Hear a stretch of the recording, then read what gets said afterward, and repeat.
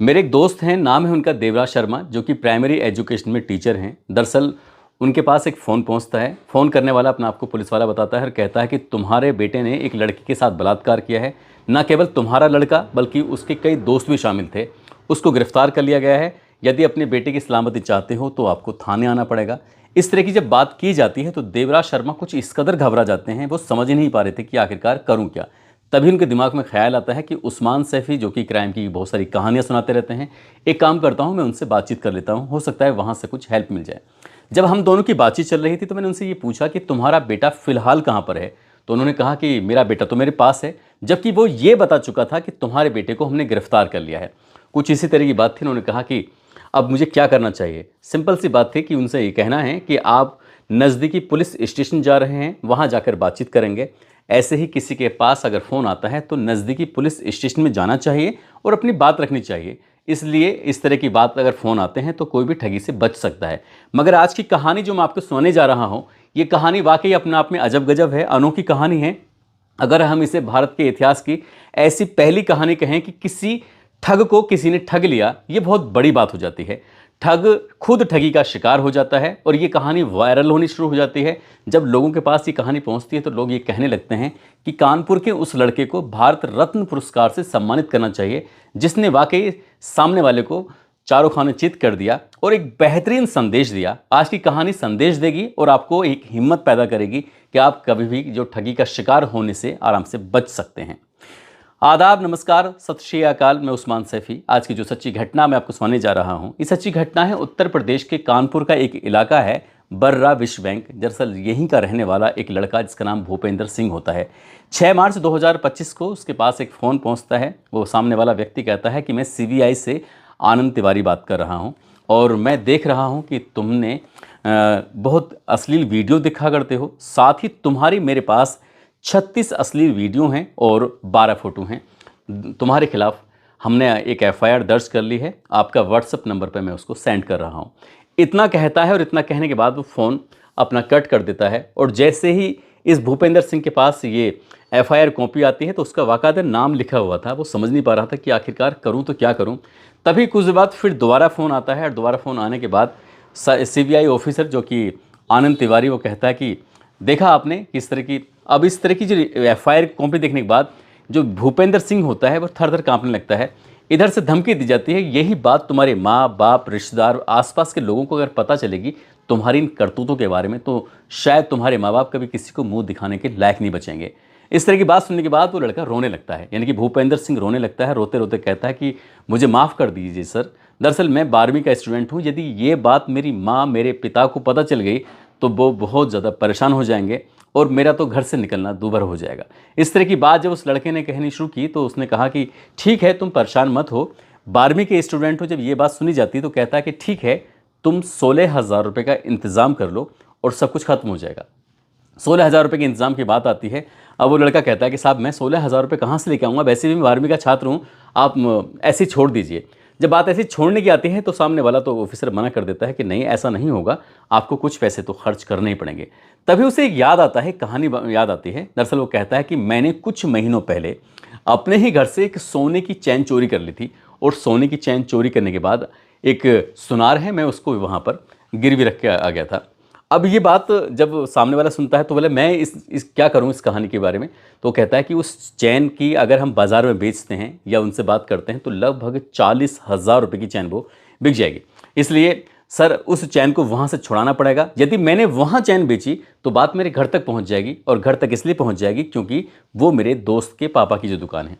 जैसे साइबर ठग ने बात सुनी तो साइबर ठग ने कहा कि कोई बात नहीं, मुझे क्या करना होगा। वो कहता है कि साहब 3,000 रुपये की ज़रूरत है, मैं 3,000 रुपये उस सुनार को दूंगा, वहाँ से चैन उठाऊंगा और उसके बाद उस चैन को किसी दूसरे को बेचकर जो आपके पैसे हैं वो आपको दे दूंगा, बाकी पैसे मैं अपने पास रख लूँगा। ये साइबर ठग जो ऑफिसर था उसने कहा कि ठीक है, अगर ऐसी बात है तो मुझे तुम अपना फ़ोनपे नंबर या जो भी नंबर है वो दे दीजिए, मैं उस पर पैसे ट्रांसफ़र कर देता हूँ। तो 3,000 रुपये 6 मार्च 2025 को ये ट्रांसफ़र कर दिए गए थे। और ट्रांसफ़र करने के बाद वो इंतज़ार करने लगा कि आखिरकार अब 7 तारीख को फिर दोबारा फ़ोन किया जाता है कि तुमने वो काम किया कि नहीं किया? उसने कहा कि सर मैंने चैन तो छुड़ा ली है, आप देख सकते हैं। उसका फ़ोटो भी बाकायदा भेजता है और फ़ोटो भेजने के बाद दिखाता है चैन तो आज़ाद हो चुकी है, लेकिन आपको तो पैसे की ज़रूरत है, मैं पैसे का इंतज़ाम करता हूँ। इसके बाद वो एक दूसरे सुनार के पास जाता है और दूसरे सुनार के पास जाने के बाद उस चैन को गिरवी रख देता है, और गिरवी यानी कि वो बेचना चाह रहा था। जैसे ही उस चैन को वो बेच रहा था तो सुनार ने कहा कि ये तुम शायद चोरी करके लेके आए हो और इसलिए तुम यहाँ से जा नहीं सकते। वो किसी तरकीब से तो वहाँ से निकल आता है, लेकिन चैन उसकी मिलती नहीं है। अब सुनार कहता है कि अगर चैन आपको चाहिए या तो माँ को लेके आओ या फिर अपने पिता को लेके आओ। उधर जो सीबीआई का ऑफिसर था, जब उसने फ़ोन किया तो उसने पूरी कहानी बताया कि जो दूसरे सुनार के पास जाता है, सुनार को चैन बेचने की कोशिश कर रहा था, लेकिन उसने चैन तो अपने पास रख ली। वो कहता है कि चैन आपको एक ही शर्त पर मिलेगी, या तो माँ को लेके आओ या फिर अपने पापा को लेके आओ। अब वो लड़का रोने लगता है, गिड़गिड़ाने लगता है कि सब मैं क्या करूँ, मेरी चैन भी हाथ से निकल गई है और माँ बाप को मैं लेके जा नहीं सकता, आप मेरी मदद कर दीजिए। वो कहता है कि किस तरह की आपको मदद चाहिए? वो साफ साफ कहता है कि मदद की क्या है, आप मेरे पिता बनकर उस सुनार से बातचीत कर लेना। सुनार से आप बातचीत कर लेंगे तो हो सकता है कि वो चैन मुझे वापस कर दे या फिर चैन के पैसे मुझे दे दे। जब इस तरह की बात थी तो उसने कहा ठीक है, कोई बात नहीं, कोई परेशानी नहीं, जब वहाँ सुनार के पास तुम जाओ तो मेरी उससे बातचीत करा देना। अब जैसे ही वो सुनार के पास जाता है तो सुनार से बातचीत कराने लगता है। सुनार बातचीत करता है और कहता है कि इस छोटे से बच्चे को चैन लेकर आपने भेज दिया है, ये चोरी करके लेके आया, कहाँ से लेके आया, मैं कैसे, कुछ इस तरह की हॉट टॉक भी होती है उस सुनार के बीच में और जो सीबीआई का ऑफिसर होता है उसके बीच में। आखिरकार दोनों की सहमति बन जाती है और सहमति बनती है कुछ 3500 रुपये देने पर, कि आपको 3500 रुपये देने ही पड़ेंगे और 3500 रुपये दोगे तब हमें आपकी चैन छोड़ी जाएगी। कुल मिलाकर उसके खाते में यानी कि 3500 रुपये डाल दिए जाते हैं और 3500 रुपये डालने के बाद वो उस चैन को लेकर फिर चला जाता है। अब की बार उसने कहा कि मैं चैन को बेचूंगा नहीं, बल्कि चैन को मैं कुछ और सोचता हूँ। वो अपने दोस्त के पास जाता है और दोस्त से कहता है कि मेरे पास एक सोने की चैन है और मैं एक परेशानी में हूँ, आप मुझे आपकी मदद चाहिए। तो जब दोस्त कहता है ठीक है, इसके लिए एक रास्ता है, इसको अगर हम गोल्ड को जमा कर दें और उसके बदले में हम लोन ले सकते हैं, यानी कि 1,10,000 रुपये का लोन इस पर आराम से मिल जाएगा। दोस्त के माध्यम से इस तरह से बातचीत करता है। फिर उस व्यक्ति का यानी कि सीबीआई ऑफिसर का फ़ोन आता है।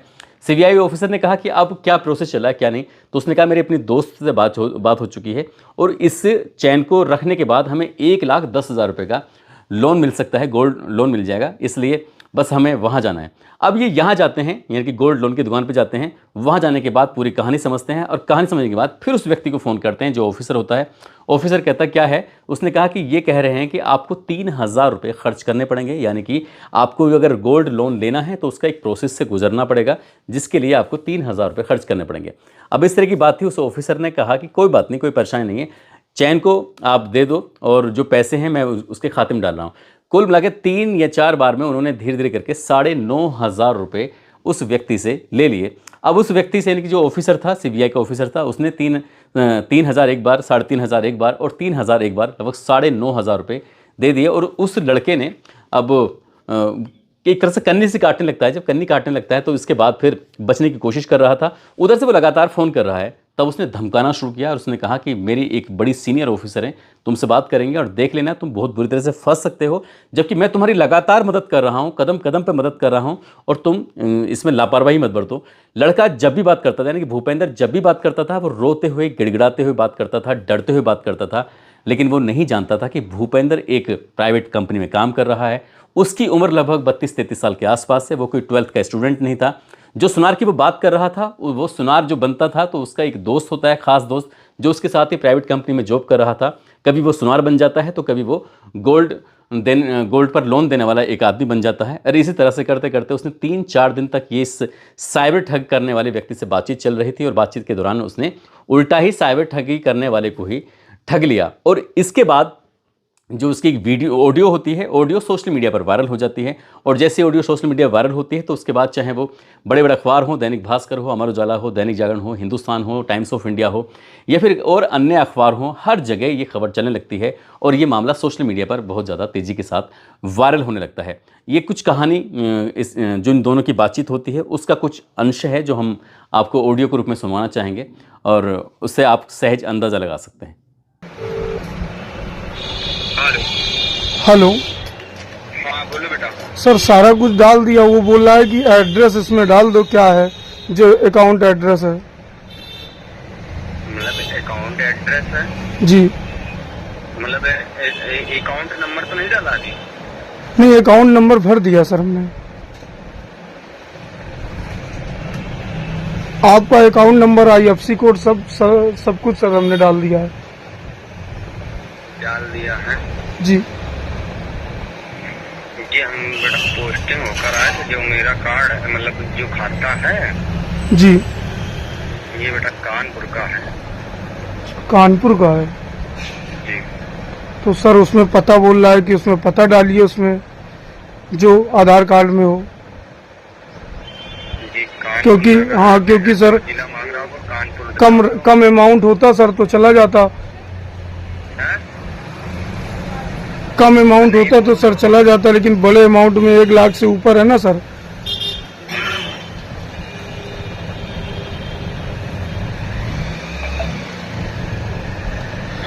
तो एक नहीं तो तुम ऐसा करो, जी तुम्हारा कोई अकाउंट है मतलब तुम्हारे में?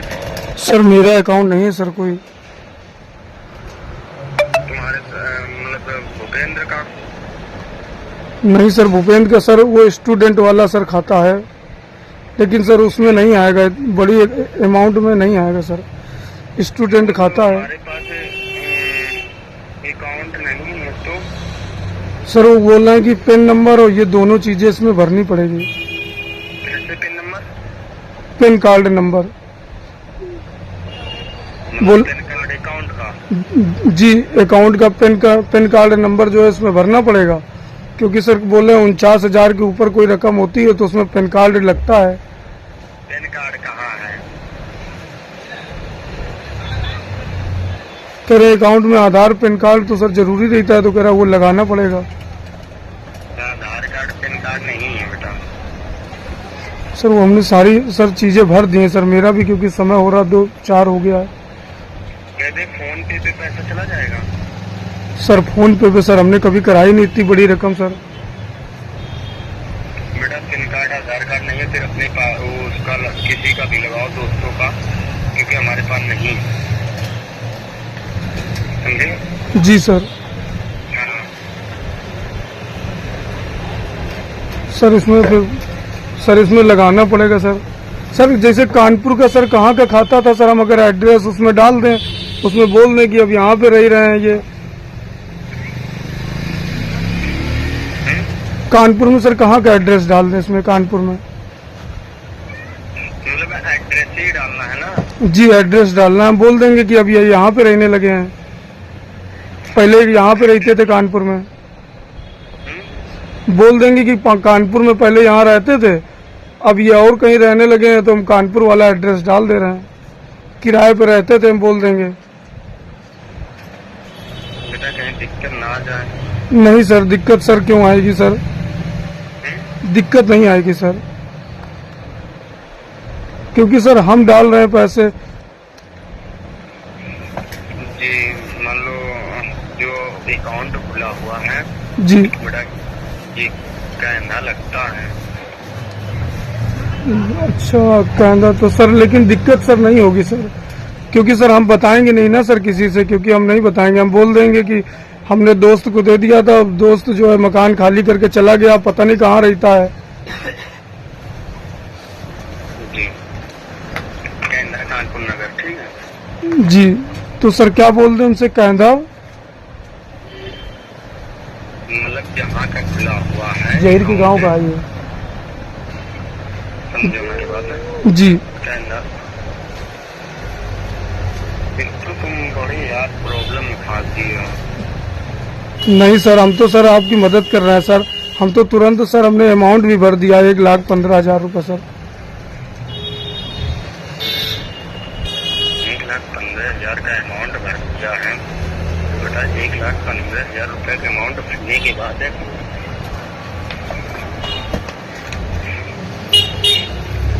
मैंने इसी वजह तुमसे बोला था अकाउंट नंबर डालने से पहले उससे पूछ लेना।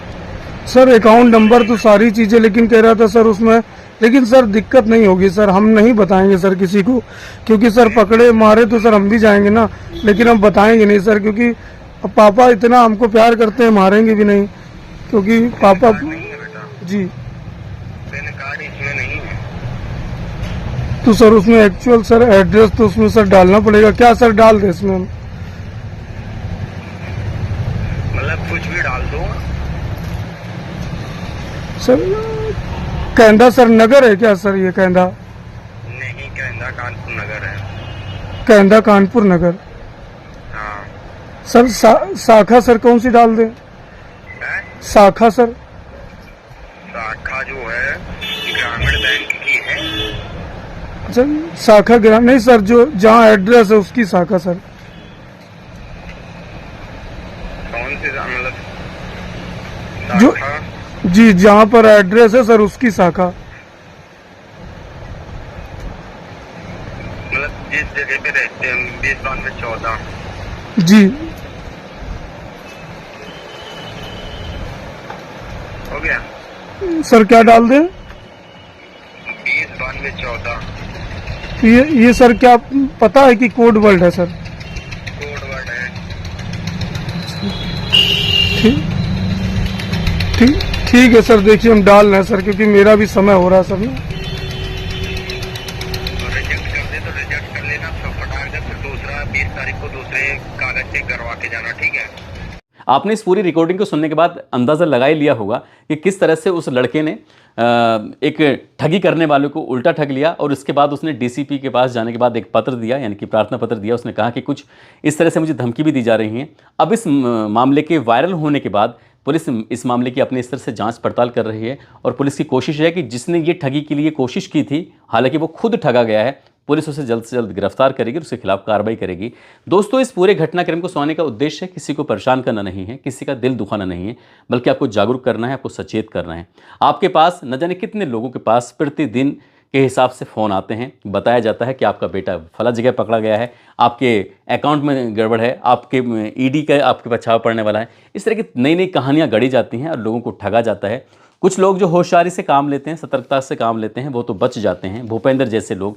लेकिन कुछ लोग जो डर जाते हैं, वो अपना जो जमा पूंजी होती है वो सामने वाले को लुटा देते हैं और वो लूटने वाले आराम से लूट कर निकल जाते हैं और उनको पकड़ना बहुत मुश्किल हो जाता है, क्योंकि पता चलता है कि उत्तर प्रदेश में ठगी हुई है तो वो पश्चिम बंगाल का रहने वाला है और पश्चिम बंगाल की किसी व्यक्ति के साथ ठगी हुई है तो वो महाराष्ट्र का रहने वाला है। इसलिए दूर दराज के लोगों के और पूरे नेक्सस, पूरा इनके कोई साथी होते हैं और पूरा इंतजामात के साथ चलते हैं, इसलिए उनको पकड़ पाना मुश्किल हो जाता है। इसलिए आपका जागरूक होना, आपका सतर्क होना, आपका सचेत होना बेहद ज़रूरी है ताकि कोई ठगी का शिकार ना हो सके। जाते जाते ऋषिकेश के रहने वाले हैं ब्रजेश कुमार निगम है, राजस्थान के खलील खान हैं, तुकाराम, अमन, प्यारे सिंह, जुबैर तागला, धर्मेंद्र यादव, मोहम्मद आकिब, नवेद अंसारी, जमालुद्दीन हाबरी, अयूब, शमशाद अली, सचिन कुमार, दिलीप कुमार, सोनू सैनी, निर्देश कुमार वर्मा, नकुल कुमार मौर्य, पद्मा राम, देवासी, लकी वर्मा, राजकुमार, इन लोगों ने नाम लेने की अपील की थी। आप सब लोग अपना ख्याल रखें, सुरक्षित रहें। जय हिंद, जय भारत।